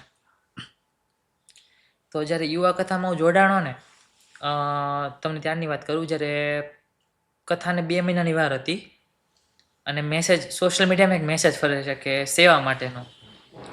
ત્યારે સૌપ્રથમ હું સેવામાં કાંઈ ઓળખતો નહોતો કોઈને, સ્વામીનો એટલો બધો કાંઈ પરિચય હતો નહીં મને, અને જાઉં છું ત્યાં મળવા ગયો.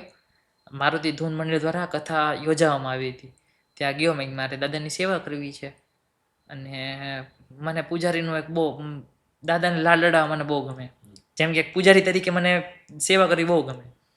તો ત્યાંથી મને મોકો આપવામાં આવ્યો. સતત 2 મહિના રાત અને દિવસ. ત્યારે છે ને સુરતમાં આમંત્રણ રથ ફરતો હતો કે શેરીએ શેરીએ જઈને લોકોને આમંત્રણ અપાતું, અને જે આપણે દાદાની જે મૂર્તિ છે ને એવી સેમ કોપી એક મૂર્તિ છે, એની સેવા જેમ સાળંગપુર દાદાને કરતા એ રીતે હું અહીંયા સુરતમાં કરતો. તો સોસાયટી સવારે 8 વાગે રથ નીકળે તો સાંજના 8 વાગે રથ, 8 વાગે બ્રેક પડે, કલાકનો બ્રેક લઈને સીધો રથ વયો જાય સોસાયટીએ આમંત્રણ આપવા. તો રાત્રે 12-1 વાગે રથ ફરીને આવે. આવું 2 મહિના ચાલ્યું અને આ વાતની જાણ થઈ સ્વામીને. અને ત્યારબાદ સાળંગપુર જેવું કોપી ટુ કોપી મંદિર પણ સુરતમાં બનાવવામાં આવ્યું. એમાં પણ હનુમાનજીની સ્થાપના રથમાંથી લઈને કથા પૂર્ણ થઈ, મતલબ કે શરૂઆત થઈ ત્યારે આમંત્રણ આપવાનું બંધ કર્યું. જ્યારે કથા નજીક આવી એટલે એ મૂર્તિને લઈને મંદિરમાં ટ્રાન્સફર કરવાની થઈ. મંદિરમાં ટ્રાન્સફર કરી ત્યારે કે ભાગ એવા કે સેવા પાછી મારા હાથમાં આવી, દાદાની લાલ લડાવવાની.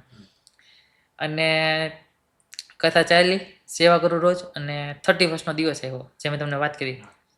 હું મંદિરમાં હતો, દાદાની સેવા કરતો હતો, અને ત્યારે સ્વામીએ જાહેર કથામાં વ્યાસપીઠ ઉપર, પવિત્ર વ્યાસપીઠ ઉપર બેસીને જે મારી સેવાને બિરદાવી કે ભાઈ આ વ્યક્તિ છે સેવા, એ મારો સૌથી શાંતિભર્યો ક્ષણ કહેવાય. ને મારી જીવનનો સૌથી યાદગાર ક્ષણ કહું ને તો એ મને મારા જીવનમાં અહીંયા સુધી પહોંચ્યો ને, એ પૂજ્ય હરિપ્રકાશ સ્વામીએ આ ઓળખ, મને જે આ ઓળખ છે ને પૂજ્ય હરિપ્રકાશ સ્વામીએ આપી છે.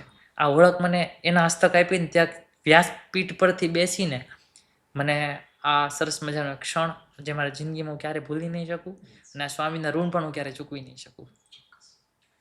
ભાર્ગવભાઈ, હવે આપણે શાંતિભર્યો ક્ષણ વિશે તો વાત કરી, પણ તમારા જીવનનો કોઈક એવો ચમત્કાર કે જે તમે ઓડિયન્સને જણાવવા માંગતા હો? મારા જીવનમાં મેં કોઈ પણ કામ કર્યું હોય ને, કોઈ પણ કાર્યની શરૂઆત કરું એટલે મુસીબત તો આવવાની જ છે, પણ એ મુસીબતમાંથી છે ને મને દાદા બહાર કાઢે છે. સરસ મજાનો એક મારી પોતાનો જ એક એક્સપિરિયન્સ તમને વાત કરું. 2 વર્ષ પહેલાં મારે કોલેજમાં એડમિશન લેવાનું હતું. જે કોલેજમાં એડમિશન લેવું હતું ત્યાં મને એડમિશન મળે એમ નહોતું. બહુ પ્રયાસ કર્યા, બધી રીતે, બધેથી ફોન કર્યો, કોન્ટેક્ટ કર્યું, બધું ટ્રાય કર્યું. પછી સાળંગપુર જવાનું થયું. મેં દાદાને પ્રાર્થના કરી, દાદા ગમે એ કરો, મારા કોલેજમાં એડમિશન લેવું છે.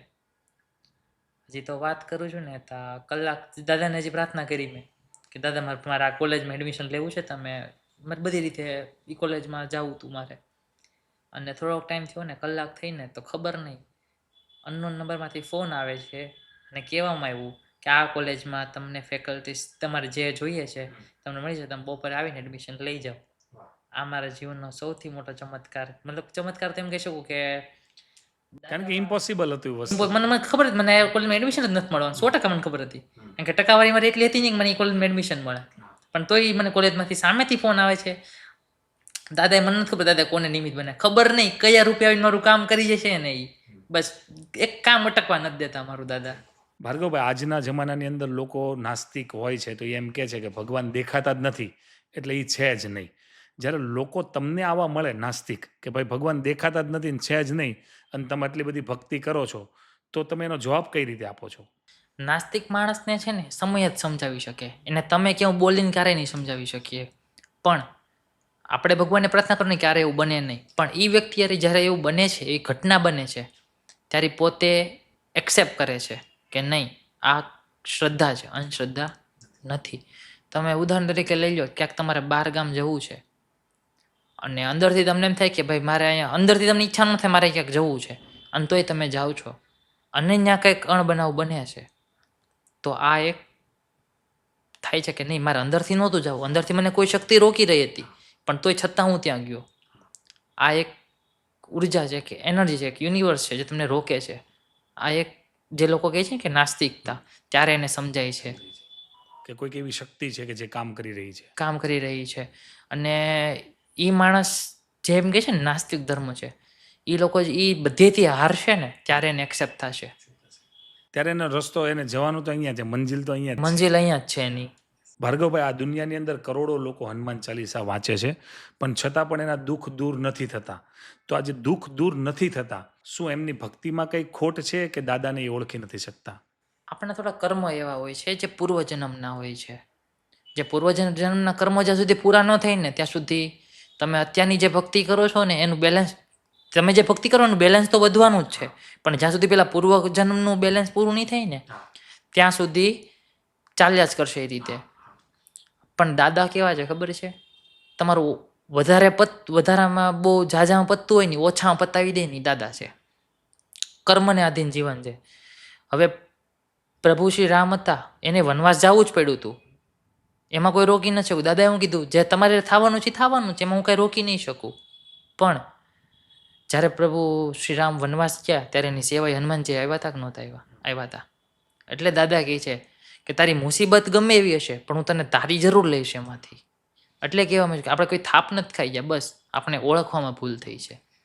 ભાર્ગવ, લોકો એમ કહે છે કે રામ વગર હનુમાન અધૂરા છે, પણ આજના જમાનાની અંદર એવું નથી થઈ ગયું કે હનુમાન વગર રામ સુધી પહોંચવું અશક્ય છે, પહોંચી જ ન શકો? એવું તો નથી. હનુમાનજી કોણ છે? શિવનો રુદ્ર અવતાર છે. હનુમાનજી શિવનો રુદ્ર અવતાર છે. હનુમાનજીથી કયું કામ છે જે કે હનુમાનજીથી ન થાય? હા, રામ સુધી પહોંચવું છે, રામ માર્ગ, સેવા, સંયમ અને સમર્પણ, આ 3 વસ્તુ જરૂરી છે. હનુમાનજીએ પ્રભુ શ્રી રામની સેવા કરી. સેવાથી સંયમ આવે, સંયમથી સમર્પણ, અને સમર્પણથી રામ માર્ગ દૂર નથી. એટલે જેટલું તમે આજના યુવાન છે જેટલો વ્યસન માર્ગે દોડે છે ને, બસ એટલો જો ભક્તિના માર્ગે દોડવા મળ્યો ને તો આ જે રામ સુધીનો માર્ગ છે ને દૂર નથી. ભાર્ગવભાઈ, જ્યારે દુનિયા એમ કહે કે તમારાથી કાંઈ નહીં થાય, ત્યારે તમે શું દાદાની આંખમાં આંખ નાખીને એમ કહી શકો કે મારો દાદો બેઠો છે ને? જ્યારે દુનિયા એમ કહે ને મારાથી કાંઈ નહીં થાય, તારાથી કાંઈ નહીં થાય, ત્યારે વટથી એને કહી દેજો કે મારા પર મારા દાદાનો હાથ છે, મારાથી બધું શક્ય છે. આ ઈ દાદા છે જે ઇમ્પોસિબલને પોસિબલ કરી દે છે. ખ્યાલ હોય તો આપણે રામાયણમાં લક્ષ્મણજી માટે સંજીવની પર્વત લાવવાનો હતો, ત્યારે હનુમાનજી આખો, જ્યારે હનુમાનજી ને બોલી સંજીવની મળી નહીં, હનુમાનજી આખો પર્વત લઈને આવ્યા. આ ઈ દાદા છે જે ઇમ્પોસિબલને પોસિબલ કરી દે છે.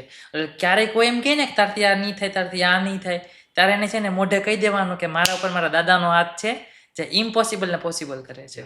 ગ્રેટ. ભાર્ગવભાઈ, તમે કેમ એમ કહો છો કે દાદા પાસે જવામાં મોડું ના કરવું જોઈએ? દાદા પાસે જવા મોડું એટલે ન કરવું જોઈએ કારણ કે દાદાને છે ને તમે આખરી આશા ન બનાવો, દાદાને પ્રથમ આશા બનાવો. અત્યારે કેવું છે કે બધેથી હારી જાય, બધેથી નાસીપાસ થઈ જાય, બધેથી ખોવાઈ જાય, પછી દાદા પાસે જાય કે દાદા મારો હવે આમ કરો ને આમ કરો. પણ દાદાને થઈને તમે પહેલા આખરી આશા છેલ્લો ઓપ્શનમાં ન રાખો તમને પહેલા ઓપ્શનમાં રાખો. મેં તમને કીધું એક કદમ દાદા કી ઓર. એટલે હું કહું છું વારે ઘડીએ કે તમે દાદાને રોલ મોડલ બનાવો. ઘણી વાર મારા સ્વામી નથી કહેતા કથામાં કે નામ કષ્ટ ભંજન, માથું મૂકો ને દુઃખ દૂર થઈ જાય. તમે એની પાસે જાઓ, દાદા પાસે કષ્ટ જ નથી. તમે પહેલી આશા બને દાદા પાસે કષ્ટ નથી, તમે કષ્ટ લઈને જશો તો નિર્જાન સોલ્યુશન તમારું થઈ જશે. એટલે કહેવામાં આવ્યું છે કે દાદા પાસે કષ્ટનું સર્વ નિવારણ છે. એટલે તમે દાદાને સર્વપ્રથમ માનો. ભાર્ગવભાઈ, શું ઈશ્વરને પામવા માટે જ્ઞાની હોવું જરૂરી છે કે પછી સબરીના એઠા બોર પણ ઈશ્વરને પીગળાવી શકે છે?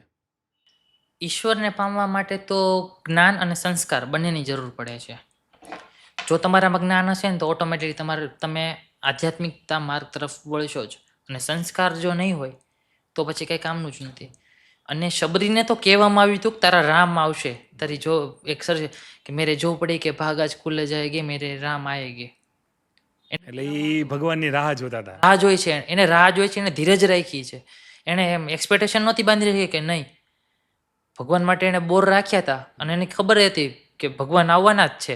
એક વિશ્વાસ અને એક ધીરજ આ સૌથી મહત્વપૂર્ણ છે. એટલે કેવું છે, જો જ્ઞાન અને સંસ્કાર હશે ને તો તમારામાં ધીરજ અને વિશ્વાસ હશે. ભાર્ગવભાઈ, કષ્ટભંજન દેવ સત્ય છે, આના ઉપરથી તમે આજના યુવાનોને શું કહેવા માંગો છો? શ્રી કષ્ટભંજન દેવ સત્ય છે, આ વાક્ય પર જો આજના યુવાનને આગળ વધવું હોય તો તમે હનુમાનજીને સામે રાખો. હનુમાનજીને તમે રોલ મોડલ બનાવો. હનુમાનજીએ સુગ્રીવને માર્ગ બતાવ્યો, વાંદરાને માર્ગ બતાવ્યો, વિભીષણને માર્ગ બતાવ્યો, તો આપણને કેમ ન બતાવે દાદા? બસ માત્ર એક જરૂરી છે, વિશ્વાસ અને એક શ્રદ્ધા. કહેવાય છે કે શ્રદ્ધા કા દૂસરા નામ શ્રી સાળંગપુર ધામ. બસ માત્ર તમારી એક શ્રદ્ધા, તમારી એક માત્ર શ્રદ્ધા કાફી છે બસ દાદાને રીઝવવા માટે. ભાર્ગવભાઈ, આજના એ દુનિયાની અંદર લોકો એટલા બધા સ્વાર્થી કેમ બની ગયા છે? જ્યાં સુધી તમારી જરૂર હોય ત્યાં સુધી તમારી નજીક રહે, જ્યારે એનો સ્વાર્થ પતી જાય એટલે ઈ તમને ભૂલી જાય. મન એવું રાખો કે ક્યારે એને દુઃખી ના થાય, દિલ એવું રાખો ક્યારે એનો દર્દ ન થાય, ને સ્પર્શ એવો કરો જેથી આપણું શરીર દુભાય નહીં, અને સંબંધ એવો રાખો કે ક્યારે તેનો અંત ના આવે. અત્યારે કેવું થઈ ગયું કે તમારે એવું કામ પૈતું, સ્વાર્થ પૂરો, તમે કોણ ને હું કોણ. પ્લમ્બર હોય છે ને માત્ર નળ જ રિપેર કરી શકે, નળમાંથી ટપકતું પાણી રિપેર કરી શકે, પણ જે આપણે આંખમાંથી ટપકતું પાણી છે ને એ માત્ર તમારો મિત્ર જે તમારે સુખ દુઃખમાં સાથે હશે ને એ જ બંધ કરી શકશે. માટે કહેવાય છે દુઃખની દવા સુખનું સરનામું, અહીંયા આવતા બધા તોફાનોના તોડનો એક જ જવાબ, મિત્ર. ભાર્ગવભાઈ, આપણે આટલી બધી વાતો કરી આટલા ધામ ને હનુમાનજી મહારાજ વિશે, તો મારે સાળંગપુર ધામ વિશે જાણવું છે ઓડિયન્સને પ્લસ મારે, કે સાળંગપુર ધામ વિશે મને કંઈક જણાવો. કહેવાય છે ને કે શ્રદ્ધા કા દૂસરા નામ શ્રી સાળંગપુર ધામ. અત્યારે જે હાલમાં જે મંડળ સેવા કરી રહ્યું છે પૂજ્ય હરિપ્રકાશ સ્વામી, હરિપ્રકાશ સ્વામીએ જે દાદાને કહેવાય છે વચનામૃતમાં શ્રીજી મહારાજ કીધું કે દેવ થઈને દેવ જેવી પૂજા કરે ને ત્યારે એમાં સામર્થ્ય આવે, દેવતા આવે. અને હરિપ્રકાશ સ્વામીને દાદાને રાજી કરવા માટેનું એટલું થનગનાટ છે કે દાદાને દર શનિવાર હોય, પૂનમ હોય, અલગ અલગ જાતથી શણગાર કરે છે દાદાના. તમે જુઓ છો દાદાના અત્યારનું કોઈ પણ ગમે એ લઈ લો, શનિવાર હોય એટલે સાળંગપુરના હનુમાનજીનું સ્ટેટસ એનામાં હોય. સ્ટેટસ શું કામ રાખે? કારણ કે હનુમાનજીએ ખુદ એનું સ્ટેટસ બનાવી દીધું છે. અને આ સ્ટેટસ પાછળ પૂજ્ય હરિપ્રકાશ સ્વામી જે યુવા કથા, જે શહેરોમાં જે યુવા કથાઓ કરે છે, યુવા કથાનું મુખ્ય કારણ શું છે કે આજનો જે યુવાન જે વ્યસનમાં માર્ગે દોડે છે ને, વ્યસન, ડ્રગ્સ, દારૂ, ત્યાં નહીં. તમારે વ્યસન કરવું છે તો ભગવાનનું વ્યસન કરો, દાદાનું વ્યસન કરો. વ્યસન ક્યાં ખૂટા છે? દાદા છે, ભક્તિનું ભજન કરો એ રીતે. અને પૂજ્ય સ્વામી જે છેલ્લા 10 વર્ષથી સાળંગપુર ધામમાં રહીને જે વિકાસ કર્યો છે, ગજબ. તમે જોઈ શકો છો કિંગ ઓફ સાળંગપુર. અત્યારે સૌરાષ્ટ્રમાં આવી મૂર્તિ મેં ક્યાંય નથી જોઈ, કિંગ ઓફ સાળંગપુર જેવી. આખા ભારતમાં, સૌરાષ્ટ્રમાં, આખા ભારતમાં જે આ કામ પૂજ્ય હરિપ્રકાશ સ્વામીએ કર્યું છે. ભવ્ય ભોજનાલય કર્યું. ભોજનાલયમાં પેલા છે ને સ્વામી ભોજનાલય બનાવવાના હતા ને, સ્વામીની મેં એકવાર પાસેથી જ વાત સાંભળી હતી કે બધાએ કીધું કે ડાઇનિંગ ટેબલ શું કામ બનાવવા છે એમ. તો સ્વામી એમ સરસ મજાનો જવાબ આપ્યો કે દાદા વીઆઈપી છે, દાદા તો રાજાધીરાજ છે. હવે એનો મહેમાન અહીંયા આવે ને નીચે બેસીને ખાય ને એ મને ન ગમે. દાદાએ 1.5 લાખ જેટલા ડાઇનિંગ ટેબલ બનાવ્યા અને એવું ભક્ત ભોજનાલય બનાવ્યું છે કે 1 લાખથી 1.25 લાખ પબ્લિક જમી શકે એટલું ભવ્યાતિ ભવ્ય ભોજનાલય શ્રી મારુતિધામ ગોપાળાનંદ યાત્રિક ભુવન બનાવ્યું છે, ઘણા બધા વિવિધ કાર્યક્રમો સ્વામીએ કર્યા છે. અને કહેવાય છે કે દાદા છે ને એ પ્રત્યક્ષ સાળંગપુરમાં બેઠા છે. કોઈની શ્રદ્ધા ફેલ ન જાય સાળંગપુરમાં. ગમે એવો દુઃખ લઈને હોય, દરિદ્ર હોય, અંદર આવે, રોતો રોતો આવે અને હસતો હસતો દાદા એને પાછો મોકલે છે. ભાર્ગવભાઈ, હવે આપણે પોડકાસ્ટના અંત તરફ જઈએ છીએ, એટલે લાસ્ટ ક્વેશ્ચન કે જે યુવાનો આ સાંભળે છે એને દાદા શું કહેવા માગે છે, તમારા શબ્દોમાં જણાવો. આ પ્રોડકાસ્ટ થ્રુ દાદા તમને એવું કહેવા માગે છે, આજના યુવાનને દાદા એ સંદેશો પહોંચાડવા માગે છે. મેં તમને આગળ વાત કરી હતી કે દાદાને હાર શું ને ખબર નથી. હાર નથી ખબર ને હનુમાન છે. નિષ્ફળતા, નિરાશા અને દુઃખ શું કહેવાય ને દાદાને ખબર જ નથી. રામાયણમાં સૌથી અઘરામાં અઘરું કામ જો સોંપવામાં આવ્યું હોય ને તો હનુમાનજી મહારાજને સોંપવામાં આવ્યું હતું. અને પણ એ કામને દાદાએ શિરોધર રાખીને કામ કર્યું. દાદાએ ના નથી પાડી. રામાયણમાં જોડો ને એક પણ વસ્તુમાં દાદાએ ના નથી પાડી કે મારથી આ નહીં થાય. અને આજના યુવાનને કોઈ પણ કામ કરો તો એક ધૈર્યતા, દ્રઢતા અને મનોબળતાથી કરો. કે કોઈ પણ કામ છે તમારાથી શક્ય છે. માત્ર ને માત્ર જરૂર છે તમને એક સારથીની. અને સારથી સ્વરૂપે તમને હું એક આપવામાં છું, એક કદમ દાદા કી ઓર. તમે એક કદમ દાદાની સામે ભરો, દાદા તમારા પાસે 100 ડગલા ભરશે. અને જો આ ચરિત્રો મેં જે કીધા, આ ચરિત્રો જો આજનો યુવાન પોતાના જીવન સમક્ષ રાખશે તો હું આશા રાખું છું કે તે 100% સફળ થશે. અને મને પણ વિશ્વાસ છે કે એક કદમ દાદા કી ઓર આ સૂત્ર આખા ભારતમાં ગુંજતું થાય. જય સ્વામિનારાયણ, જય કષ્ટભંજન દેવ. અને પ્રોડકાસ્ટના અંતે હું એ પણ કહેવા માગું છું કે આજથી 177 વર્ષ પહેલાં ભગવાન સ્વામિનારાયણના મહાન સંત એવા સદગુરુ વર્ય શ્રી ગોપાળાનંદ સ્વામી, જે અષ્ટાંગ યોગી સિદ્ધિ હતા, તેણે જે દાદાને પ્રતિષ્ઠા કરી, આપણા માટે જે દાદા આપ્યા છે, દાદા પધરામણ બહુ ખૂબ કરુણા કરી છે. અને જે હાલ જે ત્યાર મંડળ જે સેવા કરે છે પૂજ્ય હરિપ્રકાશ સ્વામી, તેમના માટે મેં સરસ મજાનું કીર્તન રજૂ કર્યું છે. હે દાદા દાદા આજ કહે સૌના મુખે એક જ નામ, સ્વામી ગોપાળાનંદ જે સ્થાપ્યા કષ્ટભંજન દેવ સુખના ધામ. અનેક કામ કરીને આપ્યું ભક્તજનોને સુખ સબજામ, હરિપ્રકાશ સ્વામીએ સજાવ્યું નવલું સાળંગપુરે આ ધામ. મારા દાદા રટન જેના મુખથી વહે, રાજી થયો બહુ રાજી થયો છું, કષ્ટભંજન દેવ એમ કહે રે જીરે, કષ્ટભંજન દેવ એમ કહે.